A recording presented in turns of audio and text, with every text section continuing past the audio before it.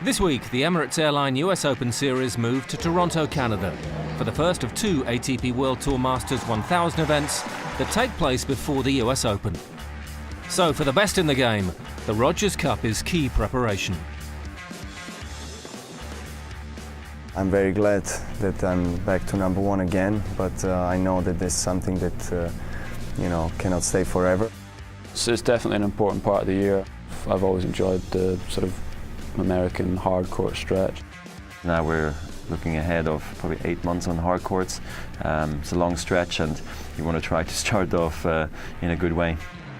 One of the biggest tournaments on the ATP World Tour, the Rogers Cup has one special quality. It changes cities each year, alternating between Montreal and Toronto. It's a very unique situation on the tour where you can see Toronto and Montreal, so the players love that. I think it's very unusual to have this tournament structure where you do have the two venues.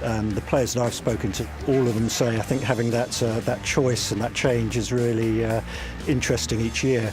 And Toronto, I know, is a big favourite of most players.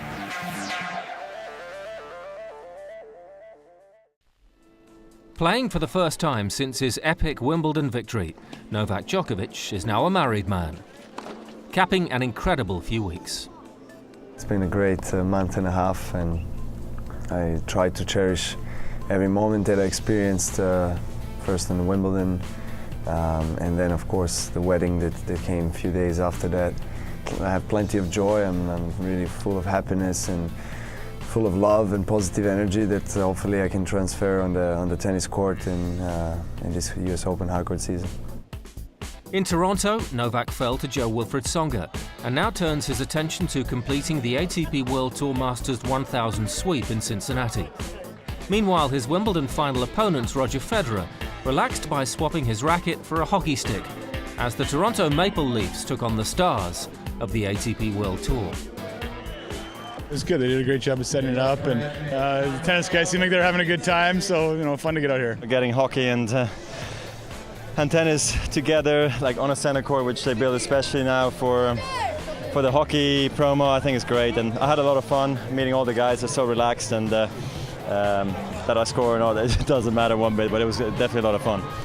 I try to come to this tournament every year, so you get to meet a couple of the guys, and it's nice how they alternate the guys and the girls, so you get to kind of see everybody. And the way Canadian tennis is going, it's great. So I have some daughters, and I'll be getting them into tennis, so it's nice to see the success of everybody. Fresh from his triumph in Washington against fellow Canadian Vasek Pospisil, last year's semi-finalist and home favourite Milos Raonic was in confident mood. Couldn't have asked for a better way to lead into this. Last year I played that exact same tournament, didn't finish off too well there, had a great Montreal. This year hopefully I can have an even better Toronto. I think I'm a different player this time around, so I definitely look forward to sort of creating a new challenge and possibly a new milestone for myself. But claiming this title is a very tough challenge. One man who knows what it takes is two-time champion Andy Murray. I had good success here in the past. I think I made the semi-finals here when I was very young as well. This was kind of my best Masters Series performance when I was a kid, and then won a couple of times, and I don't know if it was 2009, 2010. So I do like the conditions in Canada. The courts, like I say, suit my game, and need to have a good run and get some good matches in before the US Open. As part of the ATP Heritage Award programme, Mark Young presented a 25-year celebration trophy on centre court, recognising the significance of this tournament. Former Rogers Cup champion Roger Federer echoed that sentiment. I think everybody figures that for all the top guys, or guys like me or Rafa, it's only about the slams. Which it is not for me. That's why I am here in Toronto. That's why I play a full schedule on the ATP Tour. I play from January to November. If it was only about the slams, my schedule would be entirely different. The base is the ATP Tour, and that's where you can make a lot of points, you can make a name for yourself, you can beat other top 10 players. That's where the family is at home, and so from that standpoint, yeah, it's not the most important.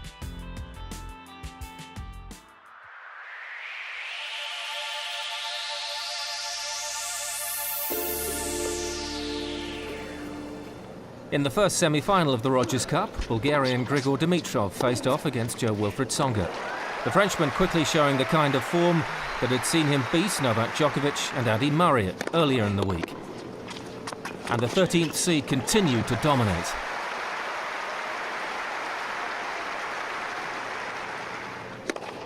A day after striking a 237-kilometre ace against Murray, Tsonga was dominant on serve again, taking the first set 6-4.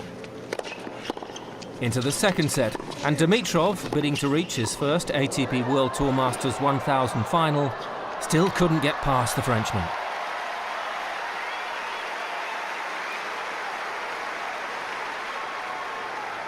Looking fit and strong, the 29-year-old Tsonga was entertaining the Toronto crowd with some sublime tennis.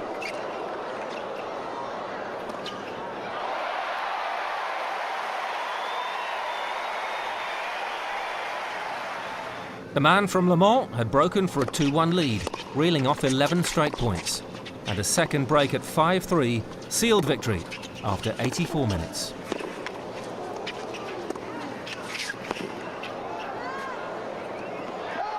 Game, set, match, Tsonga. 2 sets to love. 6-4, 6-3.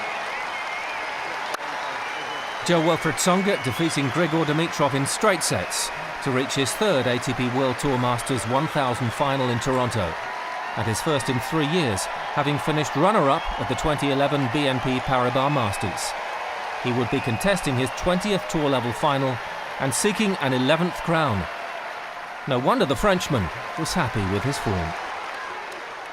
I played a good tennis. I did always the good choice during rallies and with my serve. So it was a good day for me, and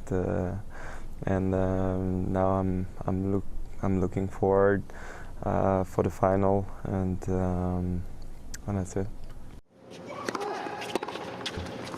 In the second Rogers Cup semi-final, Spain's Feliciano Lopez faced off against Switzerland's Roger Federer.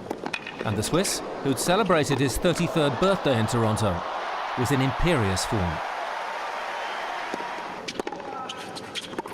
Federer, a two-time Rogers Cup champion in 2004 and 2006, was at his dominant best. The Swiss number one clinched the first set, 6-3.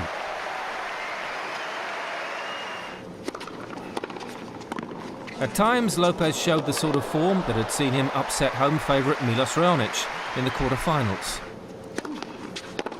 But Federer was in no mood to concede his lead. And he was soon serving for the match.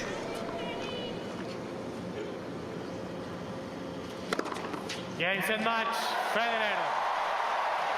Roger Federer completing victory in 1 hour and 22 minutes, and in the process qualifying for his 37th ATP World Tour Masters 1000 final and his 120th overall, improving his FedEx ATP head-to-head stats to 11-0 against Lopez as he reached the Rogers Cup final for a 5th time. I'm clearly happy to be in the finals again.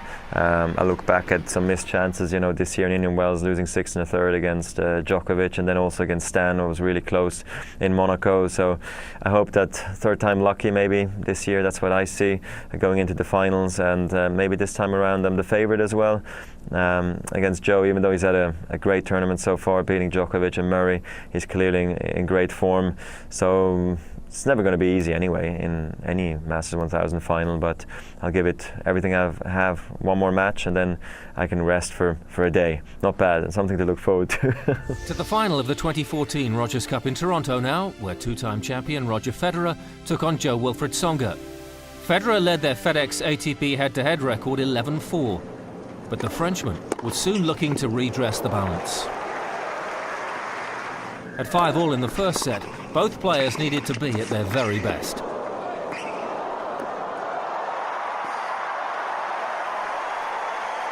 But it was Tsonga who dug deepest to seal that opening set, 7-5. Yeah, my first set, Tsonga. into the second set, and the Frenchman underlined his determination to win his second ATP World Tour Masters 1000 title.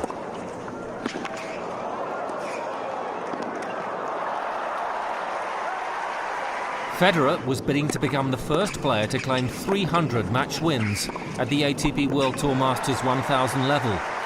He took the set to a tiebreak. But Tsonga was not to be denied. Yeah, set match Tsonga by 2 sets to love, 7-5. Joe Wilfred has now won all 3 meetings between these two at the Rogers Cup and beat 4 top 10 opponents in 4 days to take the title. He's the first player to achieve that at an ATP World Tour Masters 1000 event since Guillermo Cañas achieved the same feat in Toronto 12 years ago. Congratulations, Joe Wilfred Tsonga. I'm not able to explain how I'm feeling today because, you know, it's a lot of work. It's some tough moment, good moment, and finally I'm here. I won this trophy, and you know, I hope it's only a start, but you know, it's a beautiful start.